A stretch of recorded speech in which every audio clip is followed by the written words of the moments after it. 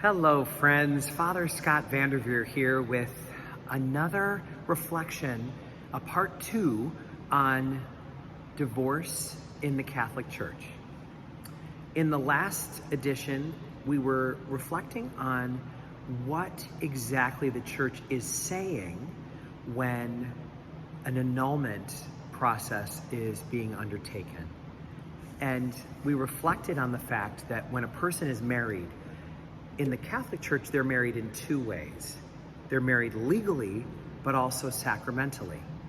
And while a court procedure called a divorce can free someone of the duties of marriage legally, that is not a method that can free someone from the responsibilities and duties of sacramental marriage. And the thing that we talked about in the last episode was that actually nothing can undo a sacrament. Nothing on heaven or on earth can undo a sacrament. So, that means that a sacramental marriage that was validly formed is eternal. It is for forever. And that is one of the things that makes marriage such a blessing, that it is blessed and sustained by God always and forever through the sacramental bond of the couple in the sacrament of matrimony. However, just as some marriages are not meant to be legally binding for the lifetime of the couple, some marriages are not holy. You may have experienced in your own life or know someone who has experienced an unholy marriage. There are marriages that involve abuse, marriages that involve a couple deeply mismatched, marriages that involve a dangerous situation spiritually, emotionally, mentally, or physically for one or both members of the family.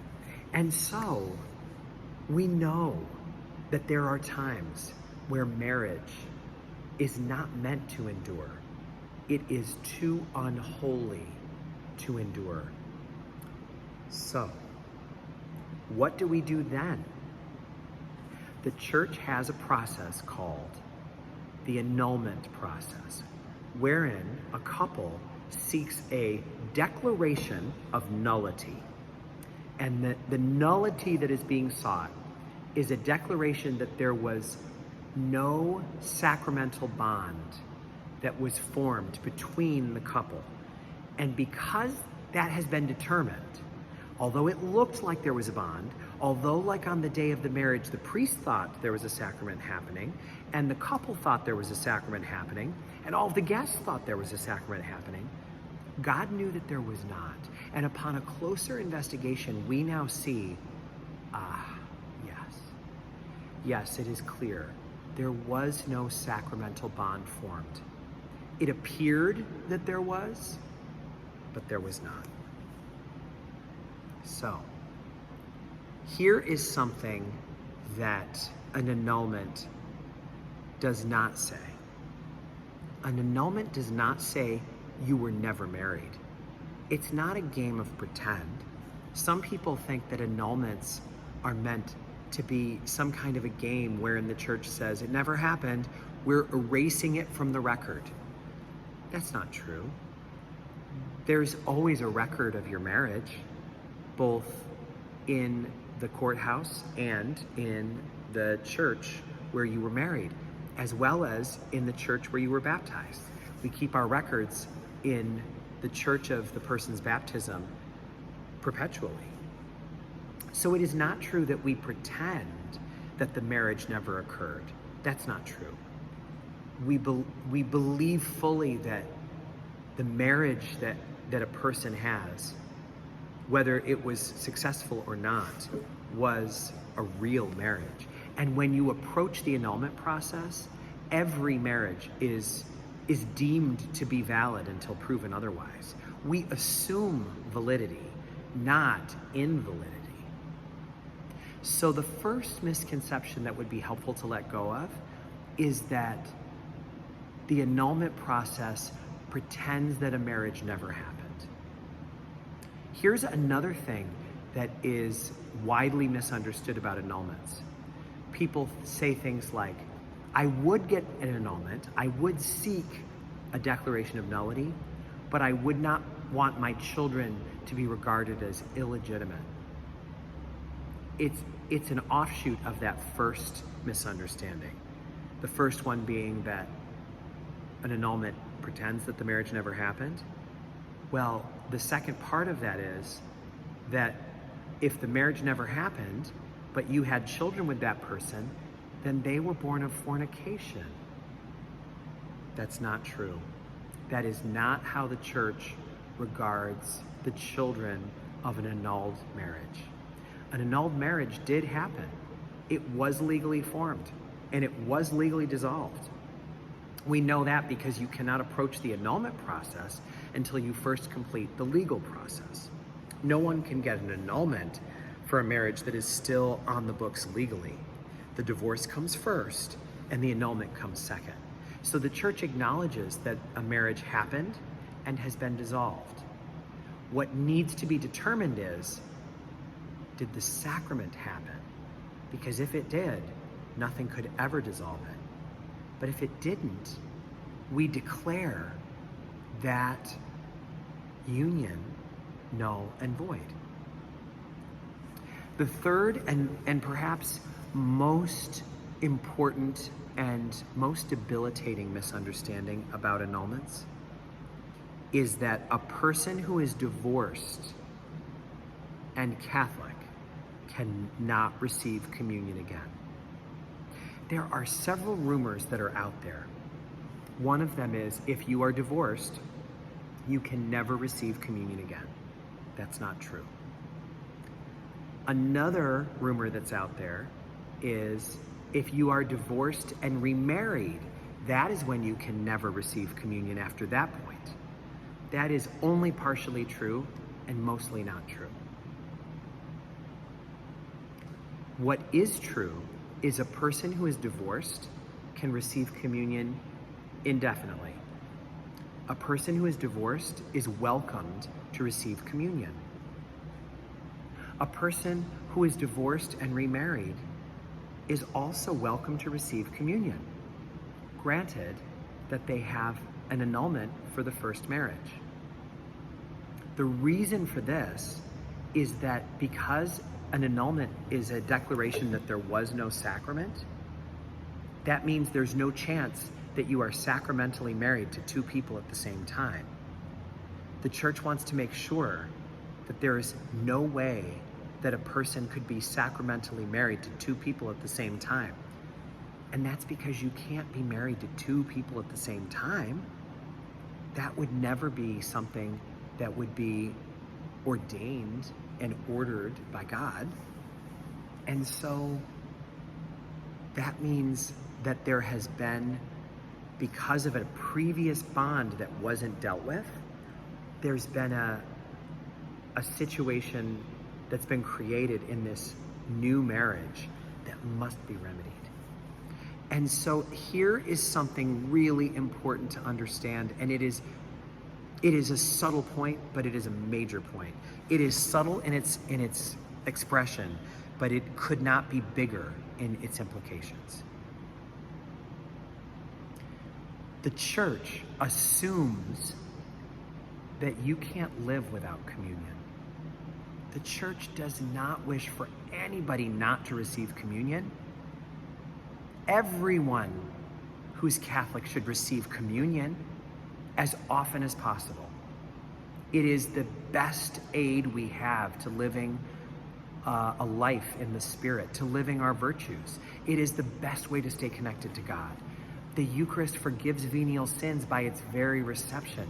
The Eucharist fills us with life, is food for the journey. We're not supposed to go a week without the Eucharist. And that is why the church says that you must get an annulment immediately. You must begin that process immediately And that is what helps us to understand how important it is to treat these sacraments with reverence, that you would actually fast from the Eucharist as a way to remind yourself, I am going to do this immediately because I can't live without the Eucharist. I can't live without it, so I'm not going to allow that to happen. I'm going to file for this annulment immediately. There is no rule that if you are divorced and not remarried, that you have to have an annulment. There's no rule about that. But it is also true that you may, now that you know what an annulment is, you may say, I really wish to have one of those because I don't feel sacramentally married to that ex. That was an unholy union. And I know that there was a tragic flaw deep in the root of that marriage that prevented us from being successful. And so I would love a declaration from the church that states, this is no longer binding. It's certainly not a necessity to have an annulment if you're divorced, but it is a necessity if you wish to seek remarriage, because you can't be sacramentally married to two people. And it is our own respect for the sacraments that causes us to recognize the need to do something significant about that. The annulment process is free. It doesn't cost any money. It used to cost a fee for processing, but Pope Francis has asked that all the dioceses of the world waive those fees because it's too important for people to have access to this grace. So there's no fee for an annulment, and the annulment process is meant to be thorough and healing. Thorough, not to be prying, though it will often feel a little bit intrusive because it's about such personal, tender matters. But thorough the way that cancer surgery is thorough. Thorough so that all of the infection is released, so that everything that needs to be addressed and looked at can be. Thorough like that. So the annulment process, while sometimes too invasive for our comfort, is a little bit like a biopsy. It is intrusive. It is uncomfortable, but it is there for a purpose. And when it removes whatever it is that's keeping us from being fully spiritually healthy, the relief is so great. Annulments do not cost anything. They do not declare your children illegitimate. They do not pretend that the marriage did not happen. And you are not required to abstain from communion simply because you're divorced. The only reason the church would ask you to fast from communion is so that you have every urgency in the world to begin the annulment process. And the only time you would ever need to fast from communion is if somehow the cart got before the ox and you wound up getting a second marriage before the first one was annulled. That's the only time that someone is asked to fast from communion until they do that annulment process, so that it's a reminder we can't live without communion, so we wouldn't even try it. We simply rush to complete the annulment process so that we can once again receive communion in good faith. I have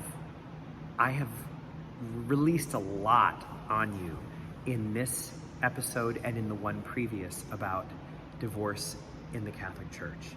I hope that it's not too overwhelming.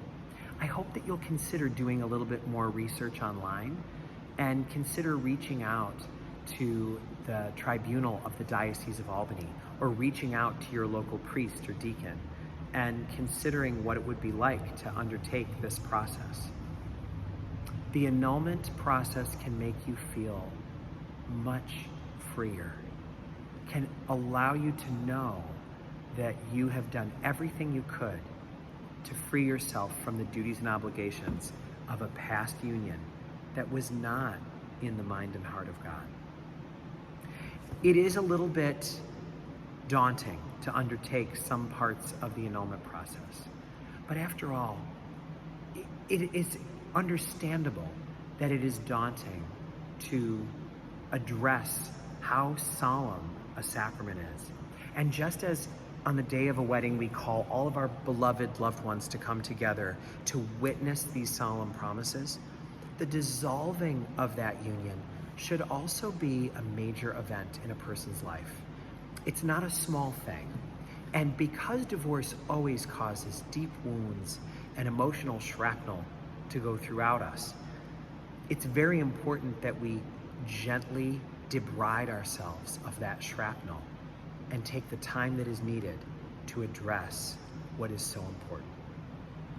I thank you for reflecting with me on this, and I look forward to talking with you again soon about some other partial understandings that we might have about our faith and ways that we can go deeper, ever deeper, in understanding just how much God is at work in our lives. May God bless you all.